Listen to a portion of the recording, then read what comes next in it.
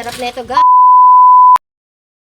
So hi guys! Welcome back to my channel, to my vlog. So ito nga guys, ang kaganapan guys. Kung sino man guys ang nakapanood ng part 1 na kaganapan nung nag-riban ako doon sa silang guys. Ito ang part 2 guys. Ito yung kaganapan nung pagtapos ko siyang i-riban in Brazilian.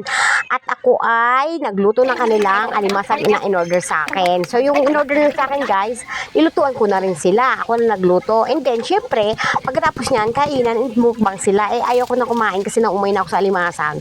Niluto ko na lang sila pero sila kumain ng ulam nila. At ako gusto ko lang gulay-gulay lang. Eh, ang dami palang talim ni Sister Jan na kung ano ng mga gulay. Hindi pinagkukuha ko guys. Umakit na nga ako guys. Grabe, ang sarap manguha. So, maglalabong tayo for today's video, okay? Pang-ulam din to guys, ha? Huwag kayong ano. Sino nakakain nito guys? Paano pa pagkuha? Ito guys, oh, tinan mo, oh. Ay! Sabi ko sa inyo guys. Paano kayo pag, ano nito? Parang ba itong ginagawa ko guys? Pag, Hello. Ginoo. Ay, ito pa. Ito pa, guys. Videoin mo to. Guys, ito pa. Oh, di ba? Ang dami, guys. Here. Maglalabong tayo ng gulay for today's video. Ayan pa, guys, oh. Ayan, oh. Ayan.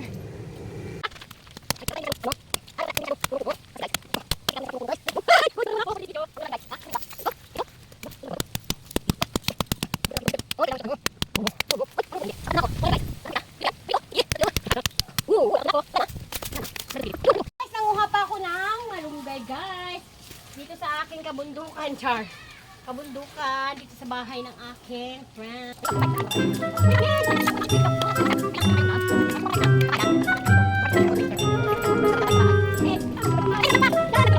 Kaya ha, mag-iinugoy tayo for today's video. What? Kaya kita yung sinik ko.